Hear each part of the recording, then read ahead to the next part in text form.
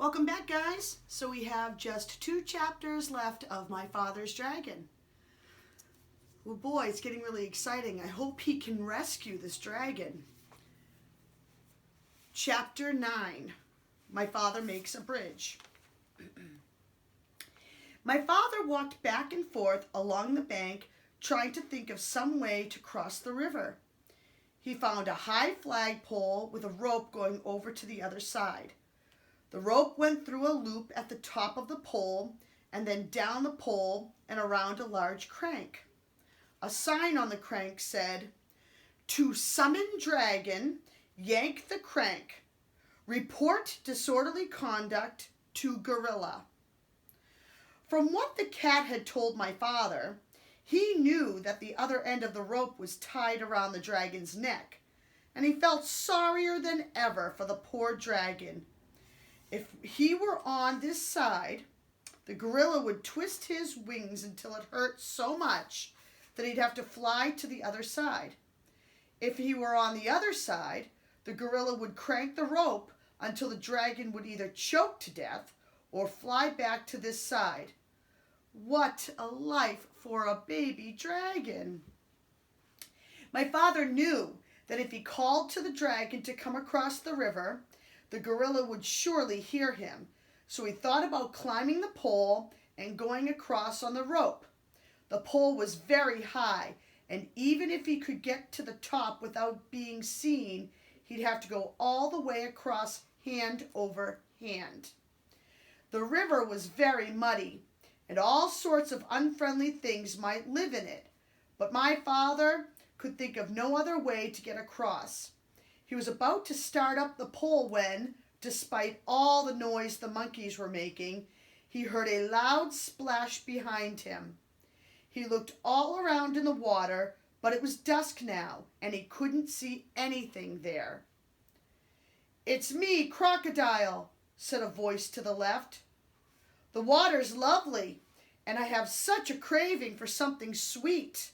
Won't you come in for a swim?" A pale moon came out from behind the clouds, and my father could see where the voice was coming from. The crocodile's head was just peeping out of the water. "Oh, no thank you," said my father. "I never swim after sundown, but I do have something sweet to offer you. Perhaps you'd like a lollipop, and perhaps you have friends who would like lollipops too." "Lollipops?" said the crocodile. "Why, that is a treat. How about it, boys?" A whole chorus of voices shouted, "Hurrah, lollipops!" and my father counted as many as 17 crocodiles with their heads just peeping out of the water.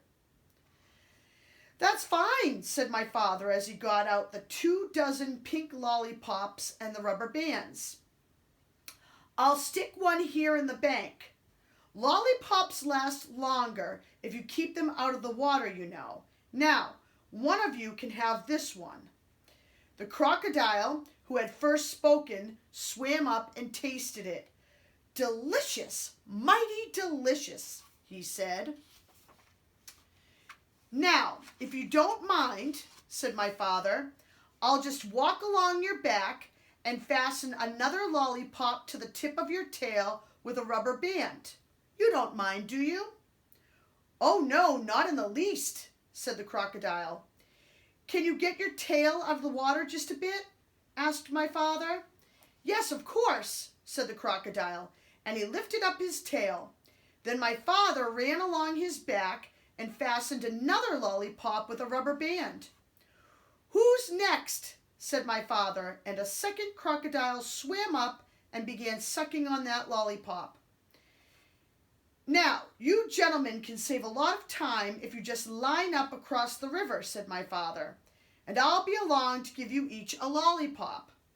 So the crocodiles lined up right across the river with their tails in the air, waiting for my father to fasten on the rest of the lollipops. The tail of the 17th crocodile just reached the other bank. Oh my goodness, that's the end of chapter 9. But you know what I'm thinking? How about I go ahead and read chapter 10 right now? This is it, the last chapter of this awesome book. Chapter 10, My Father Finds the Dragon.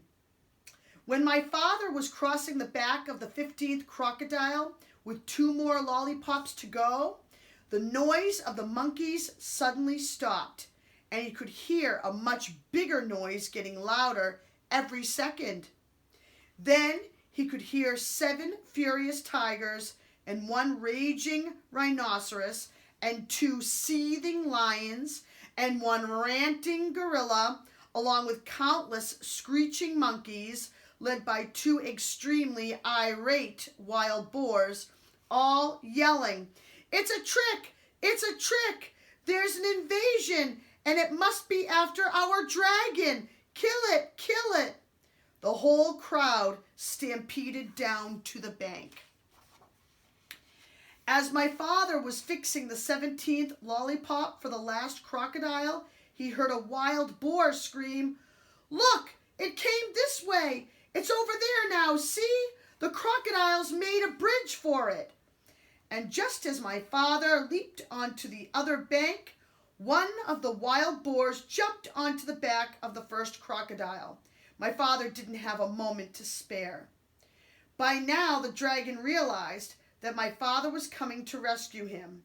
He ran out of the bushes and jumped up and down, yelling, "Here I am! I'm right here! Can you see me? Hurry! The boar is coming over on the crocodiles too! They're all coming over! Oh, please, hurry, hurry!"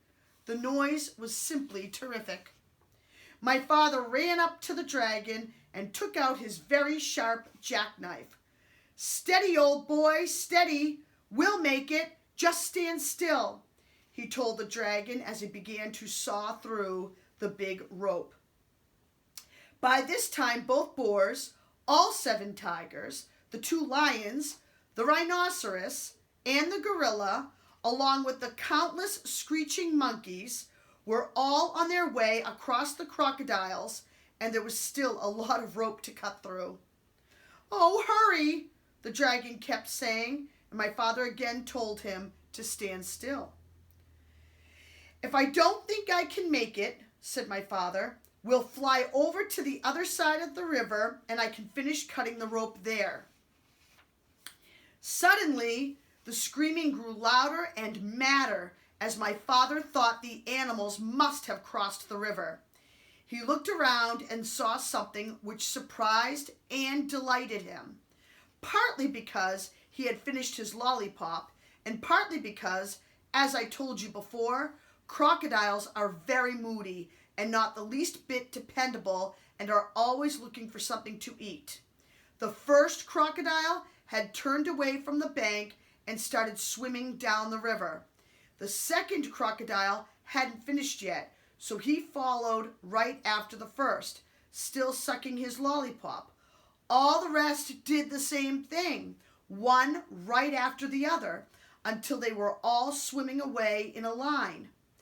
The 2 wild boars, the 7 tigers, the rhinoceros, the 2 lions, the gorilla, along with the countless screeching monkeys, were all riding down the middle of the river on the train of crocodiles sucking their pink lollipops, and all yelling and screaming and getting their feet wet.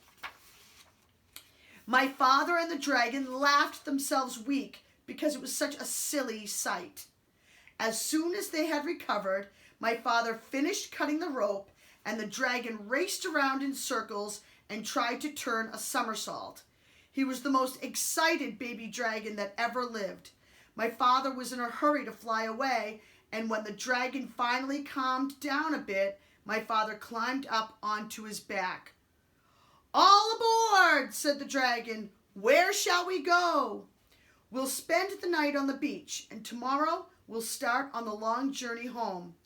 So, it's off to the shores of Tangerina," shouted my father as the dragon soared above the dark jungle and the muddy river and all the animals bellowing at them and all the crocodiles licking pink lollipops and grinning wide grins.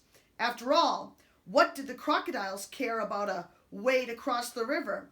And what a fine feast they were carrying on their backs. As my father and the dragon passed over the ocean rocks, they heard a tiny, excited voice scream, "Bumkak, Bumkak, we treat our naggin. I mean, we need our dragon." That was the mouse, right? But my father and the dragon knew that nothing in the world would ever make them go back to Wild Island. The end. I hope you guys loved this book. This was totally awesome, and I was so happy to read this to you for the last week or so.